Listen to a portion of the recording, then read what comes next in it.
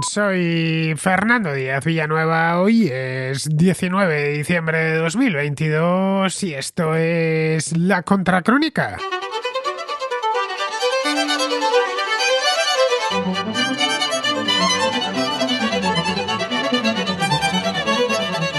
El Juzgado Supremo de Investigación Preparatoria de Lima decidió el viernes pasado que Pedro Castillo, detenido unos días antes acusado de dar un golpe de Estado, tendrá que pasar en prisión preventiva un total de 18 meses.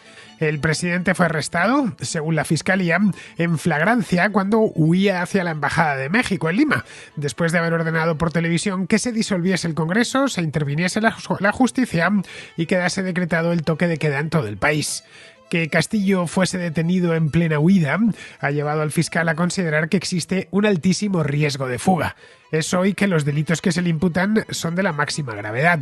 Sobre Pedro Castillo caen en este momento las acusaciones de rebelión, conspiración, abuso de autoridad y perturbación de la seguridad pública. A eso habría que sumarle los casos de corrupción de los que se le acusa. Solo lo primero, es decir, la parte de la rebelión, conspiración y demás, es decir, el golpe de Estado, podría terminar costándole muchos años de cárcel, entre 10 y 20 años según la legislación peruana. De momento se mantendrá hasta mediados de 2024 en el penal de Barbadillo, el mismo en el que se encuentra Alberto Fujimori. Entre tanto, las calles peruanas llevan varios días ardiendo. La presidenta Dina Boluarte ordenó el miércoles desplegar tropas del ejército en la ciudad de Arequipa, que es la segunda más poblada del país, para sofocar las violentas protestas que han estallado a raíz de la detención de Castillo. En el resto de Perú se ha declarado el estado de emergencia durante un mes para atajar los disturbios. Los manifestantes han incendiado edificios públicos y han cortado carreteras. Varios aeropuertos han tenido que ser cerrados, como el de la propia Arequipa o el de Cuzco, principal centro turístico del país al que los extranjeros acuden para visitar las ruinas de Machu Picchu. Muchos de ellos han quedado allí atrapados. Hasta la fecha han muerto un total de 24 personas en los enfrentamientos entre la policía y los manifestantes. Nada de esto se esperaba hace menos de 2 semanas, cuando la vicepresidenta, Dina Boluarte, se hizo con el gobierno, tratando de llevar a cabo una transición pacífica y ordenada. Castillo ha estado animando las protestas, calificando de usurpadora a su sucesora, que hasta el día 7 de diciembre fue también su vicepresidenta. En paralelo, varios países hispanoamericanos con presidentes de izquierda, como México, Colombia, Argentina, Venezuela y Bolivia, han pedido la liberación de Castillo, a quien consideran víctima de una conspiración de la oligarquía. Emitieron un comunicado conjunto el lunes pasado, un comunicado auspiciado personalmente por Andrés Manuel López Obrador, pidiendo al nuevo gobierno peruano que respetase la voluntad popular expresada en las elecciones del año pasado. Pero nadie ha violentado esa voluntad, ya que Boluarte se presentó junto a Castillo y ambos llegaron juntos al poder en julio de 2021. Estados Unidos y la Unión Europea, por su parte, apoyan a Boluarte, la reconocen como presidenta legítima del país y han pedido a todas las fuerzas políticas que contribuyan a la estabilización y pacificación de Perú, para que se mantenga dentro del orden constitucional. Boluarte, cuyo mandato expira en 2026, se ha mostrado incluso dispuesta a convocar elecciones presidenciales antes, en 2024, y poner fin a este asunto. Algunos dudan de que pueda alcanzar esa fecha si los partidarios de Castillo perseveran en su actitud. Pero el problema va mucho más allá. Incluso celebrando elecciones mañana, nada sustancial cambiaría. En Perú parece todo diseñado para que la inestabilidad y los problemas políticos sean la norma y no la excepción.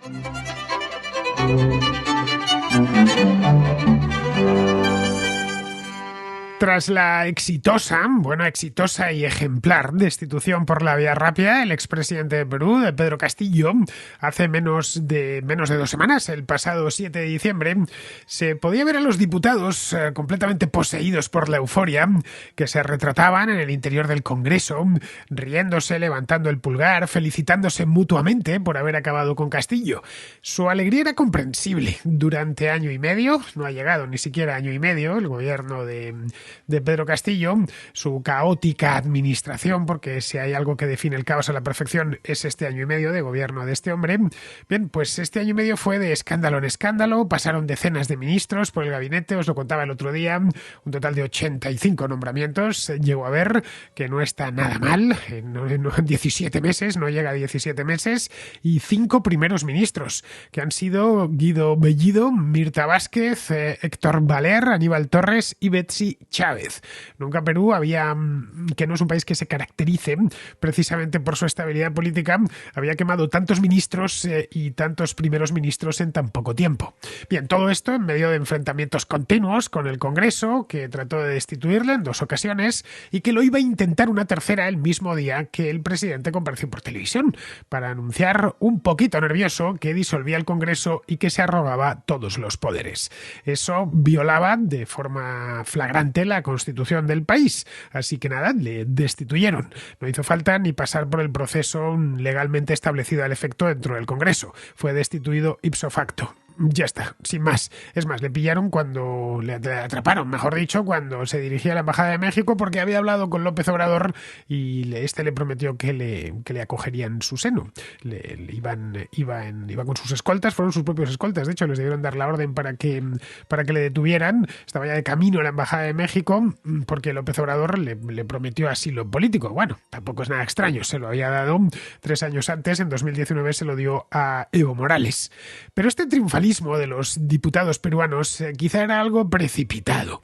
No porque Castillo, que ojo, enfrenta varios casos de corrupción, un total de 6, no mereciese la destitución, que por supuesto la merecía. Tampoco porque, dejando a un lado el triste desenlace con ese golpe de Estado tan absurdo por televisión y tan estúpido, su breve periodo en el cargo, insisto, no ha llegado a año y medio, ha causado un daño muy profundo y muy duradero en las instituciones peruanas y también en la economía del Perú. Bueno, no hay más que echar un vistazo a la calificación crediticia en Perú, que ha ido bajando mientras Castillo llenaba la administración pública con una mezcla de políticos sin cualificación, con otros cualificados pero abiertamente ineptos, familiares, amigos, etc. Tampoco porque los peruanos estén sufriendo de forma especialmente intensa una crisis económica que empezó hace ya 2 años y que no ha hecho más que empeorar. La pobreza ha aumentado y las expectativas económicas del país y por lo tanto de sus habitantes son muy negras. Todo esto está ahí, lo podemos ver, los indicadores son muy ilustrativos al respecto. Lo que realmente chocaba con esa alegría de los diputados era que la destitución de Castillo de ninguna manera marca el final de la crisis política en Perú. A mí por eso me sorprendió verles tan contentos, como si esto estuviese ya terminado. La crisis política en Perú empezó pues hace ya un montón de años, os lo contaba el otro día aquí, en el año 2016, y desde entonces hierve a fuego lento. Lo más probable es que este episodio, tan chusco que hemos tenido ocasión de ver en estas 2 últimas semanas, sea simplemente un escalón más en el descenso del país hacia la ingobernabilidad más absoluta y, en el peor de los casos, Dios no lo quiera, en el resurgimiento de la violencia política de décadas anteriores, especialmente de la década de los 80 y de los 90, que se cobró la vida de decenas de miles de peruanos, unos 70.000 aproximadamente, principalmente peruanos pobres de las zonas rurales que quedaron atrapados en el fuego cruzado entre los insurgentes, que eran los maoístas de Sendero Luminoso, una de las peores organizaciones terroristas que ha padecido Hispanoamérica en toda su historia, y el ejército y la policía que trataban de acabar con ellos. La destitución de Castillo, aunque plenamente justificada, y lo está sin ninguna duda, ha desatado una ola de sentimiento antisistema un tanto peligroso de entre muchos peruanos pobres, básicamente, de las zonas rurales, que fueron engañados por las promesas populistas de Castillo a lo largo de la campaña electoral del año pasado. Castillo les prometió que iba a dar la vuelta al calcetín, que iba a revertir por completo las desigualdades de la sociedad peruana. Les prometió que con el todo cambiaría. En fin, la campaña electoral es tan reciente que la tenemos ahí a la vuelta de la esquina, y que la situación de toda esta gente mejoraría muy rápidamente y muy radicalmente. Pero esta capa de población, esencialmente concentrada en el medio rural y por lo general de ascendencia indígena, aunque no siempre, considera y lo estamos viendo en estas mismas manifestaciones, que la democracia en Perú solo beneficia a los limeños, y no ni siquiera a todos los limeños, a una parte de los limeños que viven en el entorno de la política y que ellos realmente no ganan nada con el actual sistema, con la democracia tal y como está concebida en Perú. Otro de los problemas de los que ya os hablé aquí la semana pasada es que la aritmética electoral y el sistema de partidos en Perú implica que a menos que se lleven a cabo grandes reformas, que también podría suceder en un futuro, cualquier nueva elección, sea cuando sea, simplemente dará paso a más de lo mismo. Esa es la verdad. Os lo dejaba caer el otro día, me apunté el tema y preferí desarrollarlo mejor en otra contracrónica y la verdad, las manifestaciones de los últimos días pues me han dejado el balón para chutar. Es decir, que pase lo que pase, a lo largo de las próximas semanas, los próximos meses, lo más probable es que vuelvan a lo mismo. Os comentaba aquí el problema que tenían en Perú con los partidos políticos, con el descrédito del Congreso, es decir, muchos partidos, con muy pocos diputados cada uno de ellos, y enfrentamientos continuos entre los propios diputados y el legislativo, que viven muy al margen del resto del país. Hoy por hoy no hay en Perú un solo actor político, alguien con la suficiente habilidad, con el compromiso, con el atractivo electoral para llenar el vacío de poder que reina en Perú desde hace casi 10 años. No existe hoy, por ir a políticos peruanos recientes y conocidos, no existe un Alejandro Toledo, no hay un Alan García, por ejemplo, como sucedía hace 20 años, a principios de siglo. Es decir, candidatos con fuerza, con renombre, con carisma propio, como estos no existen hoy. Gente que se puede imponer con facilidad en unas elecciones y que su partido además haga lo propio en el Congreso. No existe, de hecho, nada parecido a un sistema de partidos en Perú como el que puede haber en otros países. Los partidos aparecen, desaparecen o, bueno, desaparecer rara vez, pero se quedan reducidos a la mínima expresión hasta que no se sabe bien cómo vuelven a resurgir, que por lo general con siglas muy extrañas, se asocian entre ellos, forman coaliciones, pero no hay nada que pueda equivaler a un partido propiamente dicho. Estos partidos que ya digo aparecen y desaparecen es en función de los intereses cambiantes de ciertos grupos de poder. Lo más parecido a un partido más o menos disciplinado y con un programa político concreto y un líder bien definido es la Fuerza Popular de Keiko Fujimori, pero no ha conseguido ganar es decir, pasar del 49% en ninguna de las 3 ocasiones que ha conseguido llegar a segunda vuelta. En primera vuelta no ha conseguido ni llegar al 40%, cosa que por cierto se llama el 39% en 2016. En 2011 Keiko Fujimori pasó a segunda vuelta con el 23% y el año pasado, en 2021, pasó a segunda vuelta con solo el 13%. Bien, como no hay nada de eso, ni visos de que lo vaya a haber en breve, todo seguirá igual, con el agravante peligroso de que ahora la violencia se ha extendido por todo el país.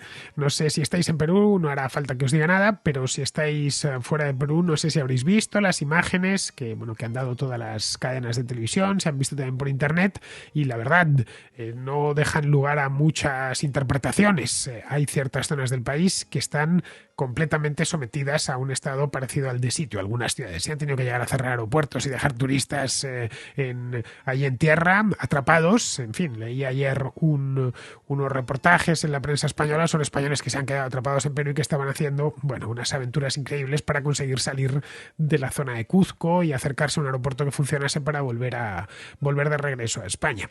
Bien, los disturbios de los últimos días permiten adivinar, a poco que uno los observe, una insatisfacción muy profunda en grandes sectores de la población.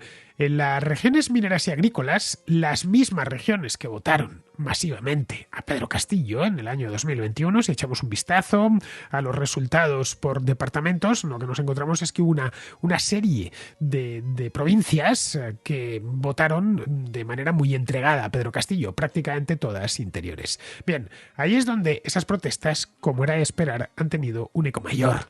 La cosa se ha complicado tanto que el gobierno de Dina Boluarte ha tenido que declarar el estado de emergencia durante 30 días. El estado de emergencia no es decir esto es es un estado de emergencia, ¿no? Es recortar algunos derechos constitucionales.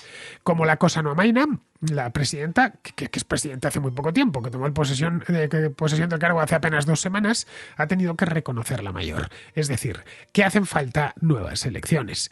En principio, estas nuevas elecciones tocaban en 2026, pero está dispuesta a convocarlas 2 años antes, en 2024, si fuese necesario.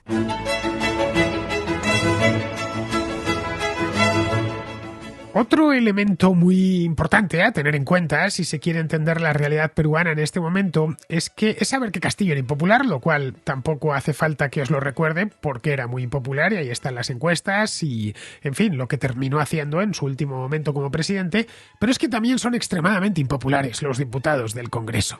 El 90% de los peruanos, esto para que nos hagamos una idea, esto es una encuesta que realizó un instituto, el Instituto de Estudios Peruanos, en el mes de noviembre, es decir, hace un mes, poco antes de que Castillo se suicidase políticamente. Bien, el 90% de peruanos creían que si Castillo era destituido, lo habían intentado ya 2 veces, iban a intentar una tercera en diciembre, bien, que si era destituido deberían convocarse elecciones generales inmediatamente. Vamos, que no había que traspasar el poder a su vicepresidenta para que acabase el mandato, que en el caso de que fuese destituido había que consultar de nuevo a los peruanos.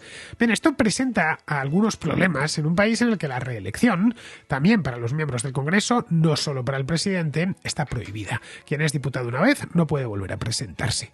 Los diputados, como es natural, quieren conservar su empleo y lo quieren conservar todo el tiempo posible. Es decir, que si han sido elegidos para una legislatura, quieren apurar esa legislatura hasta el último minuto.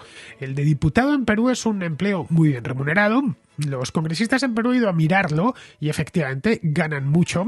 Los congresistas allí tienen un salario base de 15.600 soles mensuales. Estos son datos que encontraba el pasado mes de octubre. Eso es aproximadamente al cambio unos 4.000 euros. Salario base, estoy hablando. Eso hay que sumar una serie de bonificaciones, varias, que sitúan el salario medio del diputado peruano en unos 26.000 soles, aproximadamente unos 6.500 euros mensuales, estoy hablando. Bien, esto, como os podéis imaginar, eso es un salario extraordinario en Europa, pues no os digo ya lo que supone en Perú, ahí es una pequeña fortuna. Bien, junto a eso, muchos de ellos se encargan de mejorar sus ingresos ilegalmente a través de sobornos. Caray, de ahí que les cueste tanto ir a elecciones. No se podrán volver a presentar y eso les costará dinero y privilegios. Pero es que, aunque los peruanos fuesen a elecciones mañana, estamos a día 19, pues el 20 de diciembre, justo antes de Nochebuena, tampoco cambiaría nada. Entrarían otros nuevos, con un equilibrio de mayorías similar, y todo seguiría igual. La Constitución peruana establece que las elecciones legislativas han de coincidir con la primera vuelta de las elecciones presidenciales. En la primera vuelta, el voto, como bien sabemos, a poco que conozcamos cómo han ido las últimas elecciones generales en Perú, en la primera vuelta el voto se dispersa muchísimo, entre una docena o más de candidatos. En la segunda vuelta es cuando el voto se concentra. Eso implica que además se concentra muchísimo. Pasan candidatos que en la primera vuelta han tenido un 13%, estoy hablando de las del año pasado, en el caso de Keiko Fujimori, pasaron a un 49% en la segunda vuelta.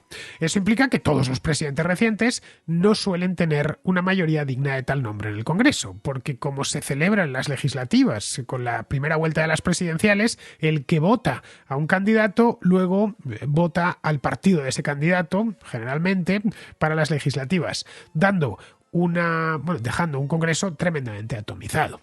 En este sistema que tienen en Perú, que es un sistema medio híbrido, medio presidencial, medio parlamentario, que es típico del país, el presidente nombra a un primer ministro, que luego forma el gabinete. Os comentaba antes que Castillo ha tenido 5 primeros ministros, pero ese gabinete debe gozar del voto de confianza del Congreso. Y ahí siempre hay problemas, claro, porque el presidente no haya mayoría, ni siquiera un grupo parlamentario medianamente grande, nada. En el caso de Perú Libre, ni siquiera tenía la mayoría, por pequeña que fuese, en el Congreso.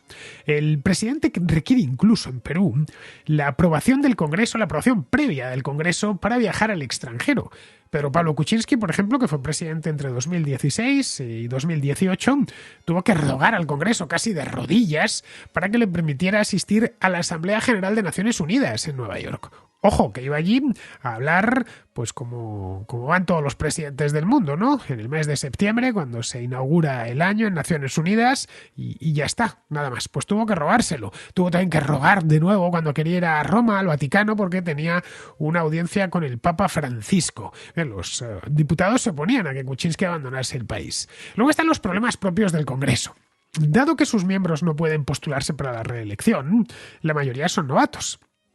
Es decir, gente que acaba de entrar y que muchas veces no tiene ningún tipo de experiencia política ni parlamentaria.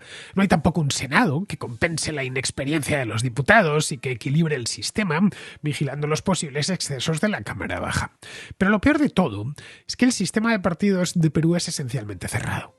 Los jefes de los partidos son los dueños de esos partidos, los dueños y señores. Un partido político en Perú es en esencia el coto privado de un tipo que lo ha fundado o lo ha heredado y que hace y deshace a su antojo. El partido existe porque él o ella están ahí. El caso más claro es Fuerza Popular, cuyo logotipo, os lo contaba aquí la semana pasada, es una K mayúscula inscrita sobre fondo naranja. Bueno, K no corresponde a las siglas de Fuerza Popular, sino es la inicial del nombre de Keiko Fujimori, que es la dueña del partido.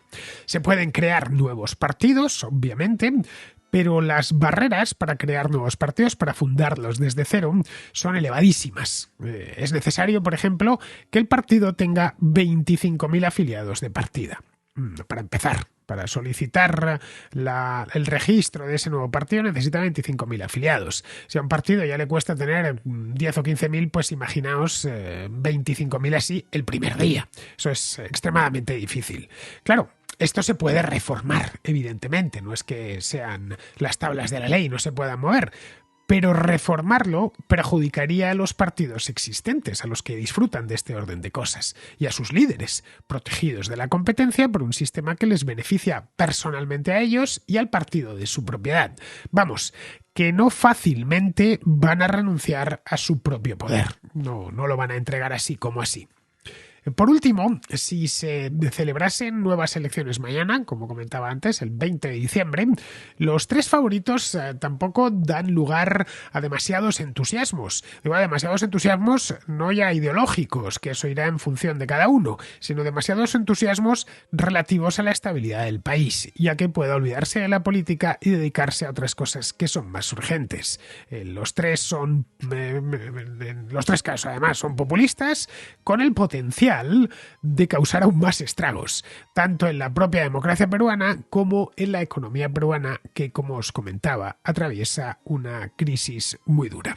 El primero de ellos es un tipo llamado Antauro Humala, Humala con H. Os sonará el apellido, no tanto el nombre. Antauro Humala es el hermano de Ollanta Humala, que fue presidente de 2011 a 2016. Bueno, Antauro Humala acaba de ser liberado de prisión, donde había estado cumpliendo una condena muy larga por acaudillar un levantamiento militar en 2005 contra el gobierno de Alejandro Toledo, en el que murieron varios policías. Humala aboga por una cosa llamada etnocacerismo, que es una ideología delirante que defiende la supuesta superioridad racial de los andinos. Antauro Humala lo que está haciendo ahora es aprovecharse del desorden general y ha pedido la ejecución de los políticos corruptos, incluyendo a su propio hermano, a Ollanta, que está acusado de blanquear dinero negro que empleó para una campaña electoral. Otro candidato con posibilidades es Rafael López Aliaga, que es el alcalde actual de Lima, ganó las elecciones hace poco, en octubre de este año, y presidente del Partido Renovación Popular, que se negó a reconocer en 2021 como legítima la victoria electoral de Castillo e incluso pidió que le ejecutasen. López Aliaga es además empresario y miembro del Opus Dei. En Perú le llaman Porky, porque es regordete. Bueno, por el cerdito Porky, vamos, el de los Looney Tunes. Algo que él, por cierto, lleva a gala y utiliza mucho en sus campañas. Y luego, por último, tenemos a Keiko Fujimori, la hija de Alberto Fujimori, que perdió las elecciones de 2011, las de 2016 y las de 2021, a pesar de que su partido ha ido encadenando mayorías en el Congreso, mayorías pequeñas, pero mayorías en el Congreso que le han permitido ser muy influyente. A ella, por supuesto, no le han pasado factura por haber perdido 3 elecciones seguidas. Podrá perder 4, 5, 6 o 7 porque, como os decía antes, el partido es de su propiedad. Bueno, fue Keiko Fujimori la que estuvo detrás de la destitución de Kuczynski y de Vizcarra, y la la que más empujaba por sacar a Castillo de la presidencia. Fujimori conserva un núcleo de partidarios muy bien asentado, a pesar de que tiene sus propios casos de corrupción. La propia Keiko ya pasó por prisión en 2 ocasiones, la primera entre 2018 y 2019 y la segunda en 2020. Fujimori y López Aliaga quedaron segundo y tercero en la primera vuelta de las elecciones de 2021. Humala no se presentó, pero según las encuestas tiene una esperanza de voto de aproximadamente el 12%. Eso en otro país le sacaría de la segunda vuelta, pero no en Perú. En Perú puede bastar para pasar a segunda vuelta y ahí recoger votos. Recordemos que Keiko Fujimori pasó a segunda vuelta con un 13%. Y no fue cosa de 2021. En 2016 Kuczynski pasó a segunda vuelta con el 21%. Y Castillo, también el año pasado, pasó con el 18% y luego ganó las elecciones. De manera que no sería extraño que Humala pasase a segunda vuelta y se hiciese con la presidencia, como hizo Castillo el año pasado por una carambola de estas, que solo pasan en Perú. Pero, claro, eso es simple especulación a estas alturas. Por de pronto, la presidenta es Dina Boluarte, el país se encuentra en pleno estado de emergencia y nadie sabe muy bien por dónde va a ir la cosa en las próximas semanas.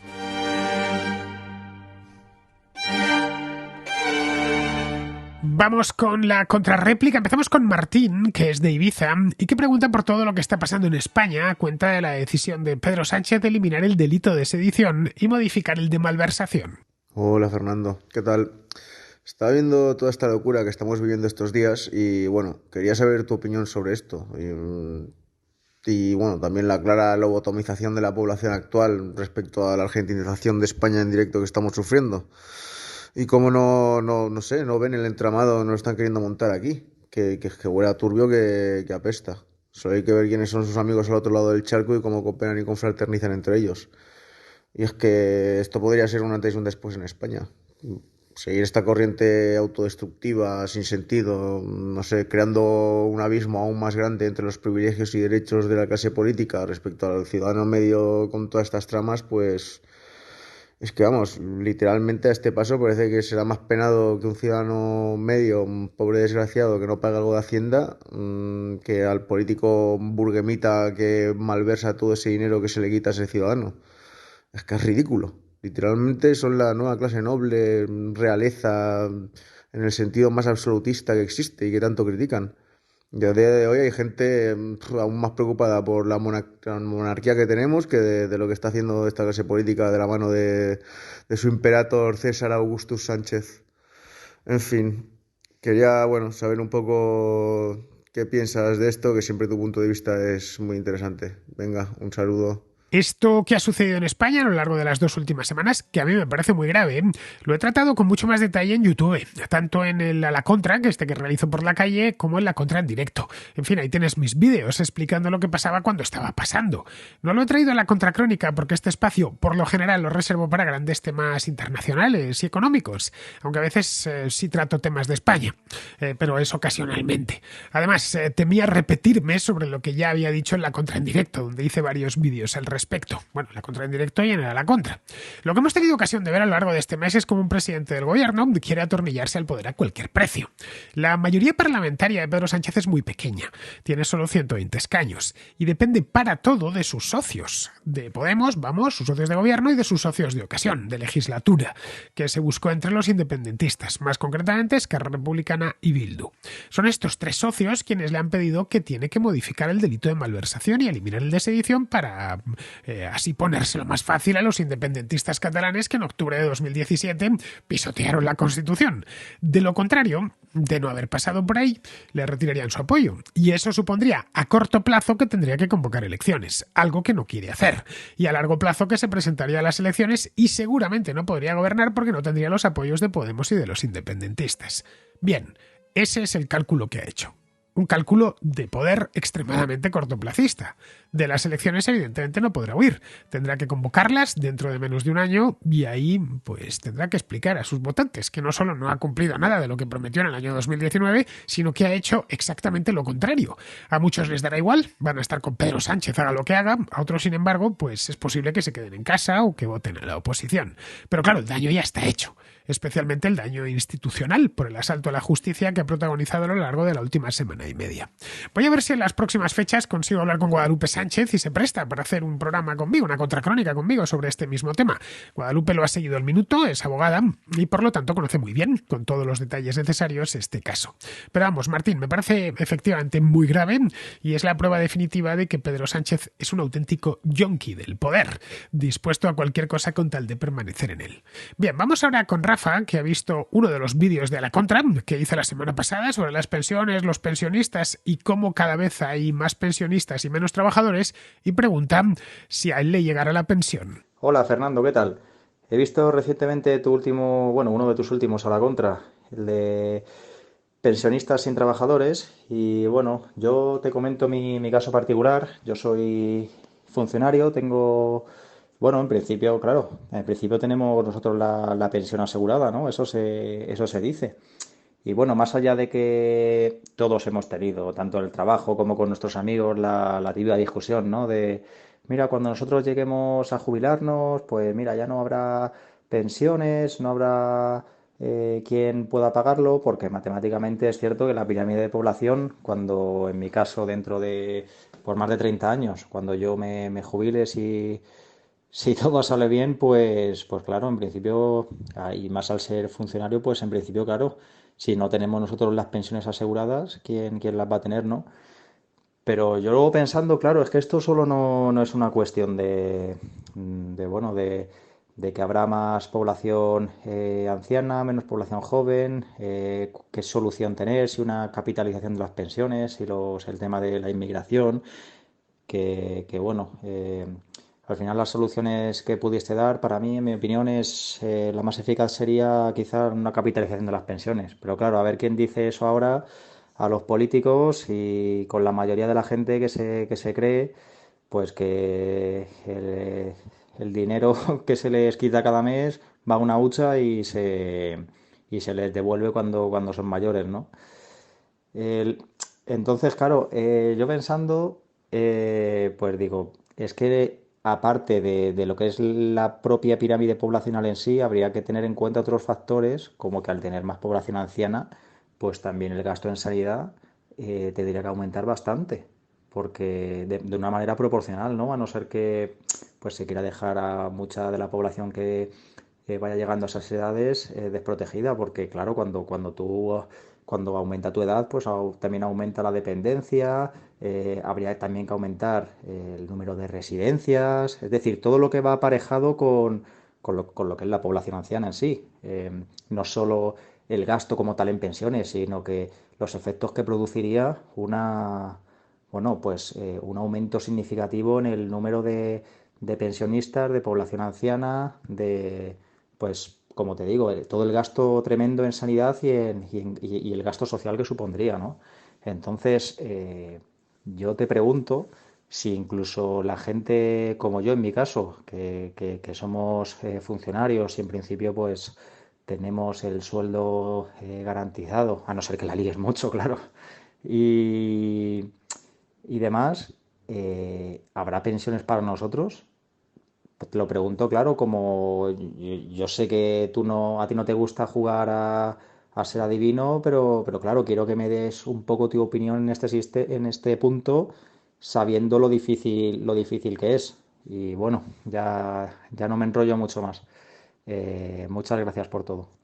Para esto, Rafa, no hace falta ser adivino. Simplemente es necesario saber cómo funciona el sistema de reparto, que es el que existe en España.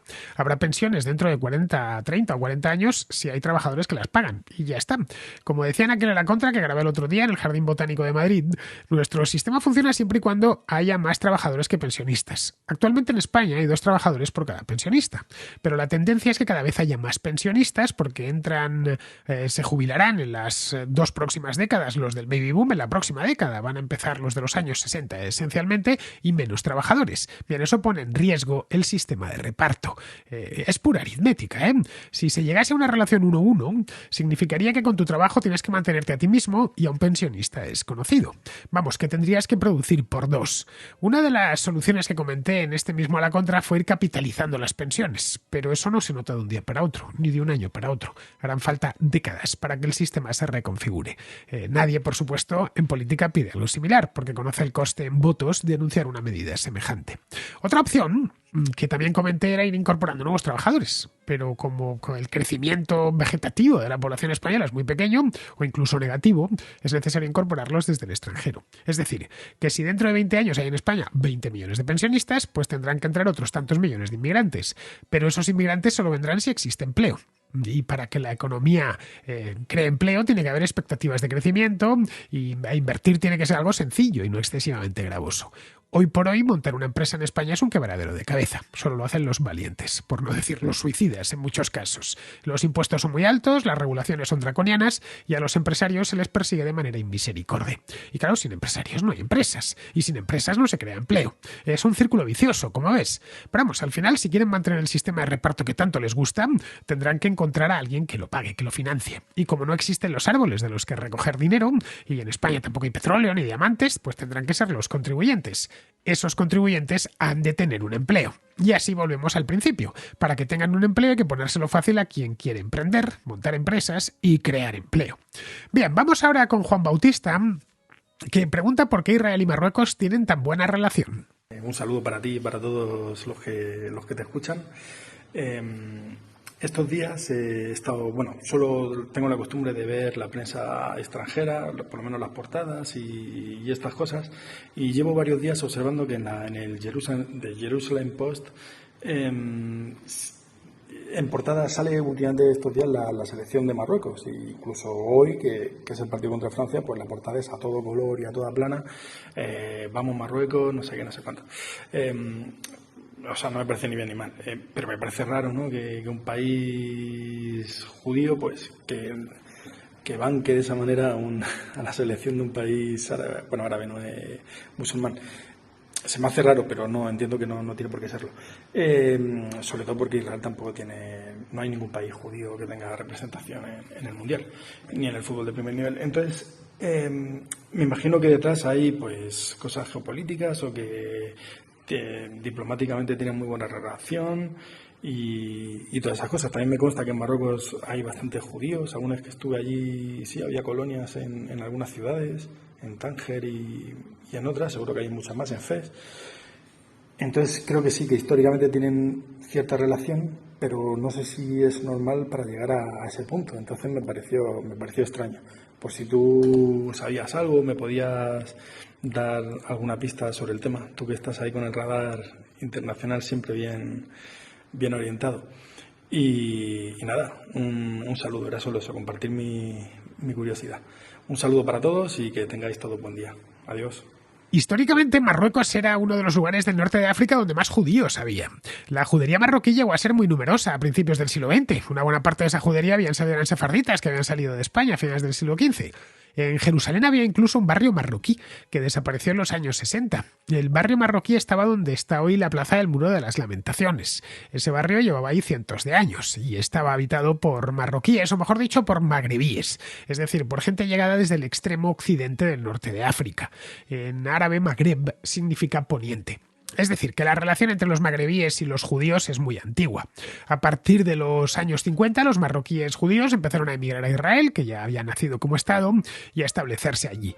Fue en ese momento, en el 56, cuando Marruecos consiguió la independencia, de parte de Francia y España. Al ser un país musulmán, decidieron no tener relaciones diplomáticas con Israel. Bien, esto fue así hasta hace un par de años, cuando a finales de 2020, creo que fue en diciembre, de hecho, de 2020, los gobiernos de Israel y Marruecos anunciaron que acababan de establecer relaciones diplomáticas por intercesión de Donald Trump. De ahí que la prensa israelí, a Marruecos y a los marroquíes, pues les reciba también. La verdad es que son pocos los países musulmanes que tienen relaciones diplomáticas con Israel. Aparte de Marruecos, que como ves son muy recientes, pues se pueden contar con los dedos de una mano, ¿eh? Egipto tiene relaciones diplomáticas con Israel, Jordania, también los Emiratos Árabes Unidos, Turquía y quizá alguno más. Pero vamos, el resto de países de mayoría musulmana, incluyendo algunos muy lejanos, como Indonesia o Malasia, no tienen relaciones diplomáticas con Israel por el problema palestino. Así que Marruecos, o mejor dicho, el equipo de fútbol de Marruecos, se beneficia de eso mismo. Dudo bastante que hayan aplaudido a la selección iraní que también competía en este mundial porque el gobierno de Irán es partidario de que Israel desaparezca del mapa. En fin, aquí tienes un caso claro de cuando se mezcla fútbol y política. Bien, pues terminamos ya. Vamos con Pizarro, que nos habla de Sam Bankman-Fried. Aquel hombre del momento, descubierto como un ladrón mentiroso, se desvanecerá hasta convertirse en anécdota prescindible y mal recordada. Los estafados habrán aprendido una valiosa y carísima lección, y sus amigotes interesados negarán haberle tratado 3 veces antes de que cante el gallo. Samuel jugó a engañar a todos todo el tiempo y ha confirmado que sigue sin ser posible. Un cordial saludo de Pizarro. Y hasta aquí, queridos amigos, llega la contra de hoy, 19 de diciembre, mañana será 20 y estaré aquí de vuelta. Hasta mañana.